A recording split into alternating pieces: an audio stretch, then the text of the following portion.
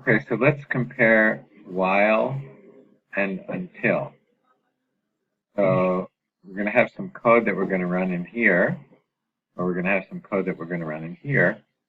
The question is, when is that code going to run? So let's suppose we have a condition do while x is less than 3 versus do until x is less than 3. That's our condition. And suppose that x is equal to 0. We're going to ask whether this code runs and whether this code runs. So let's do this one first. So if x is equal to 0, suppose there's a... So for example, suppose x is equal to 0 and we're testing do while x is less than 3, then of course this is going to run because x is 0, which is less than 3, that causes this to run.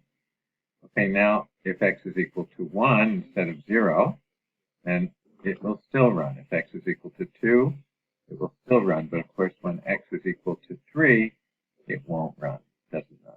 And same with x is equal to 4 and 5 and so on.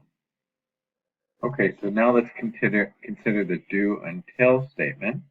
And actually it's kind of easier to understand if we start from 5 and work down and ask as x gets smaller and smaller, we ask what will happen. So let's consider that. So suppose x is equal to 5. It says do until x is less than 3. So x is not less than 3 currently. So we will do it until x is less than 3. So x is 5, we'll do it. We'll stop when x is less than 3, but it's not less than 3 yet, it's 5. Okay, so we will run it here, the lower row here. Then let's check when x is 4. So we're going to keep doing it until x is less than 3, so we're still going to run the code. We're still going to run this code in here. And then, how about when x is 3?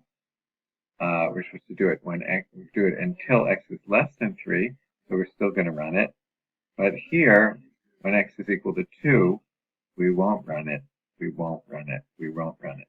So the while looks like this, and the until looks like this.